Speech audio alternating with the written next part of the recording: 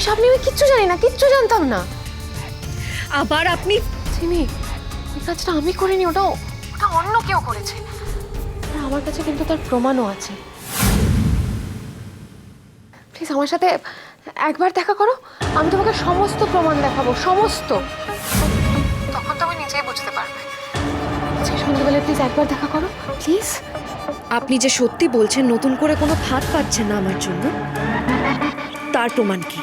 না চিনি, তুমি না, আমার আসল শত্রু আমার সামনে ধরা পড়ে গেছে। আর সেই শত্রুর শত্রু হলে তুমি। তাই আমি চাই তোমার বন্ধু হতে। কি? আপনি আমার বন্ধু হবেন? চিনি প্লিজ একটু কষ্ট করে আমার কথা বিশ্বাস করো, আমি তোমাকে বলছি তো, তুমি আর ঠকবে না। আমি তোমাকে হেল্প করব, সব রকম ভাবে হেল্প করবো, যাতে তুমি আসল অপরাধীকে শাস্তি দিতে পারো। আর তবেই আমার শত্রু শাস্তি পাবে, আর আমার হবে শান্তি। কার কথা বলছেন অপলা ম্যাডাম? কত্তমা নাকি নন্দন অফিসার? কি প্রমাণ থাকতে পারে ওর কাছে? হ্যালো চিনি, চিনি বলুন, আমি শুনছি। বলছি তোমার ফোনে আমি তাহলে দেখা করার জায়গার অ্যাড্রেসটা পাঠিয়ে দিচ্ছি। সন্ধ্যাবেলা প্লিজ এসো, দেখা করে আমি তোমাকে সব বলবো, সব।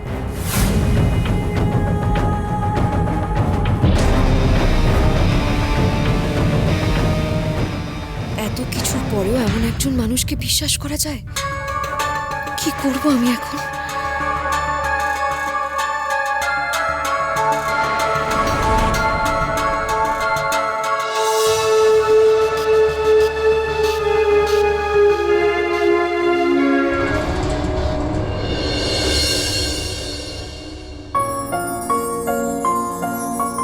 আমার বউ কার চিন্তায় ডুবে আছে শুনি? এই, তুমি এখন রেডি হওনি কেন? চিনি, এই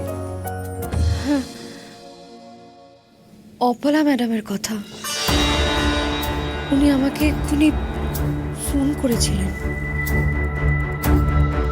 অপলা তোমাকে ফোন করেছিল? কেন? আমার ঘরে কে সাপ ঢুকিয়েছিল তার প্রমাণ নাকি ওর কাছে আছে, সেটা দেখাবার জন্যই আমার সাথে দেখা করতে চাইছিল। আর আমার সাথে নাকি আবার উনি বন্ধুত্বও করতে চান। দেখো, আমি অপলাকে বিশ্বাস করি না।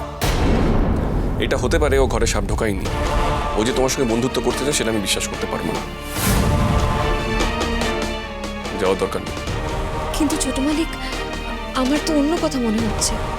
আমার মনে হচ্ছে যে ওর কাছে যদি সত্যি কোনো প্রমাণ থেকে থাকে, সেটা না দেখাটা আমাদের একটা বোকামি হয়ে যাবে, তাই না? তাছাড়া সামনাসামনি কথা বলে এটাও বুঝতে পারবো ওনার আসল উদ্দেশ্যটা কি। ফাইন, তুমি একা যাবে না। জামাই ষষ্ঠী মিটলে আমি তোমার সঙ্গে যাবো, ওকে?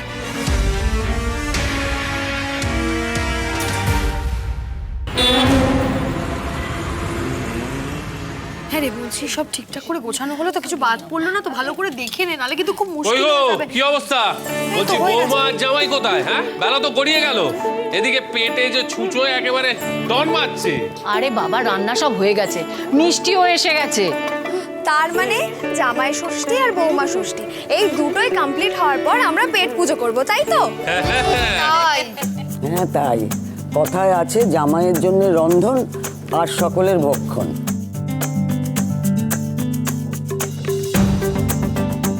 আরে ওই তো, আরে দেখো দেখো, আজকের নাটকের হিরো আর হিরোইন হাজির।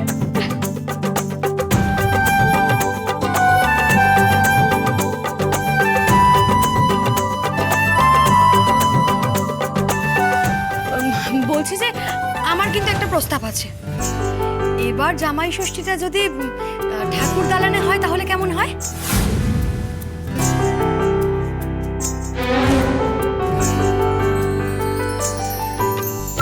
খুব ভালো হবে গো, দারুণ হবে ব্যাপারটা। আমরা তো কখনো বোমা ষষ্ঠী দেখিনি, তাই একটা নতুন অভিজ্ঞতাও হবে। এই আমি কিন্তু পুরোটার ভিডিও করে রাখবো, আচ্ছা ঠিক আছে সে হবে কোন। ও পিসিমণি তুমি একটু দেখো না গো খাবার দিকটা কি হলো, খাবারগুলো তৈরি হয়েছে কিনা। আর বলছি ওই পুজো দেওয়া ডালাটা কিন্তু এখানে নিয়ে আসতে হবে। তারপর সবার হাতে তাগা বেঁধে পাখার হাওয়া দিয়ে ফল মিষ্টি খাইয়ে জামাই ষষ্ঠী আর বৌমা ষষ্ঠী হবে দ্রোণচিনির। আর তারপরেই হচ্ছে খাওয়া দাওয়া। হ্যাঁ সে তো হবেই। তোর আর খাওয়া ছাড়া কিছু আছে নাকি রে? এত লোক সবার সামনে সিদ্ধির সন্দেশ খাওয়ানো মুশকিল হয় যদি। দাদু ভাইকে কোনোভাবে ভিড়ের মধ্যে থেকে আলাদা করতে হবে। শোনো না, বলছিলাম যে আমার তো হাঁটুর অবস্থা ভালো না, এতবার করে ওপর নিচ করতে পারবো না গো। আমি যে ঘরে আছি সেই ঘরেই আমার নাচ জামাইয়ের ষষ্ঠীটা করো না গো, না হলে আমি যে বড় কাহিল হয়ে পড়বো। হবে তো, এটার এমন কি ব্যাপার? আমি এক্ষুনি সব আয়োজন করে দিচ্ছি। আজ না হয় আমি তোমার মেয়ে হয়ে তোমার ডাক্তার জামাইয়ের ষষ্ঠী করাবো, আর ওরা না হয় ঠাকুর দালানে গিয়ে বৌমা ষষ্ঠী করুক। এখন আবার কোন ঘুট পাকাচ্ছে দুজনে? আমার ছেলেও তো থাকবে ওই ঘরে, আর ওরই তো জামাইয়ের ষষ্ঠী বলে কথা, তাই না? এই তো একদম ঠিক কথা বলেছে চিনির ঠাম্মি। আচ্ছা ওটা তো চিনির ঠাম্মি, আমার সাথে এসো এসো। এই বলছি এবার কিন্তু অনেক দেরি হয়ে যাচ্ছে, এগুলো হাতে হাতে করে সব ঠাকুর দালানে নিয়ে গিয়ে রাখতে হবে। চল চল চল, ধর এগুলো ধর। চলো দাদা আমরা যাই। ব্যাপারটা এবার কি হচ্ছে? আচমকা হেমের ঘরে আয়োজন কেন? ছোট মালিক, এমনি এমনি কিন্তু জামাই ষষ্ঠী হচ্ছে না, তাও আবার কর্তামার ঘরে কিছু একটা গন্ডগোল আছে। ঠাকুর দালানে তোমার বৌমা ষষ্ঠী হচ্ছে, তার মানে ঠাম্মির ঘরে আমি একা। ছোট মালিক চোখ খান কিন্তু খুলে রাখতে হবে। হ্যাঁ তাই দেখছি।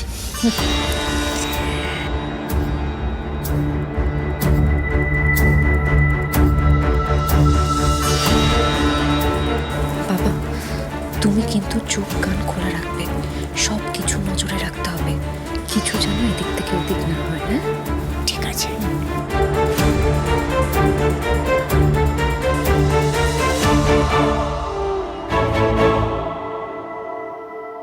দ্রোণ তাড়াতাড়ি উপরে আয়, সব আয়োজন হয়ে গেছে।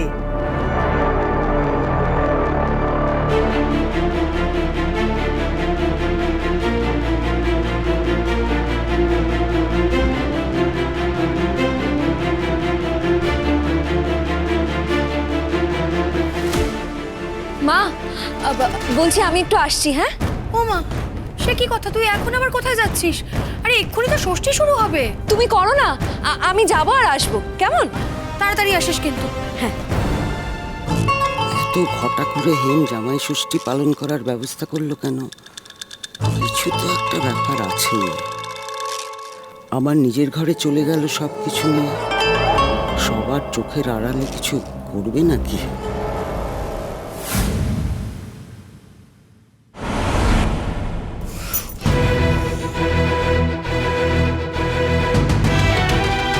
হ্যালো হ্যালো, অর্ষিতা ম্যাডাম বলছি, শুনুন না, কর্তামানা বাড়িতে জামাই ষষ্ঠীর আয়োজন করেছে, আর ব্যাপারটা ঠিক আমার ভালো লাগছে না, খুব সন্দেহজনক লাগছে।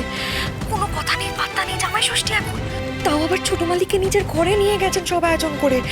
আমি আমি আমি কিচ্ছু বুঝতে পারছি না, আমার পুরোটা খুব সন্দেহজনক লাগছে। বুঝতে পারছি ব্যাপারটা ফিসি হতেই পারে। দেখো তোমাদের কিন্তু সাবধানে থাকতে হবে। আর ম্যাডাম ম্যাডাম বলছি, শুনুন না, আমার না একটা সাহায্য লাগবে, আর সেটা খুব তাড়াতাড়ি। আচ্ছা বলোই না, দেখি পারি কিনা। হ্যাঁ বলছি,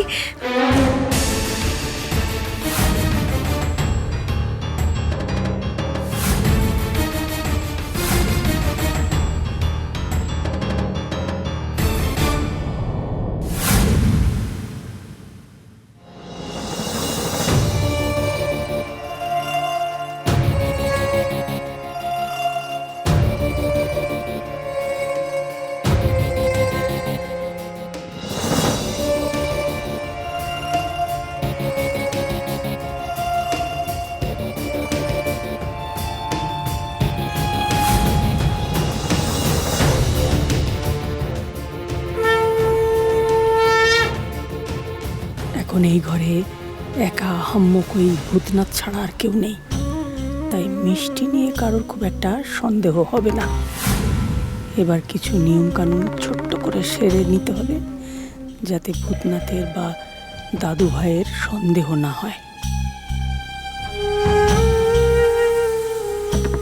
তারপরই কায়দা করে দাদু ভাইকে সন্দেশ দুটো খাইয়ে দিতে পারলেই ব্যাস, সিদ্ধির নেশায় সব কথা বের হয়ে আসবে। মন যে বলে চিনি চিনি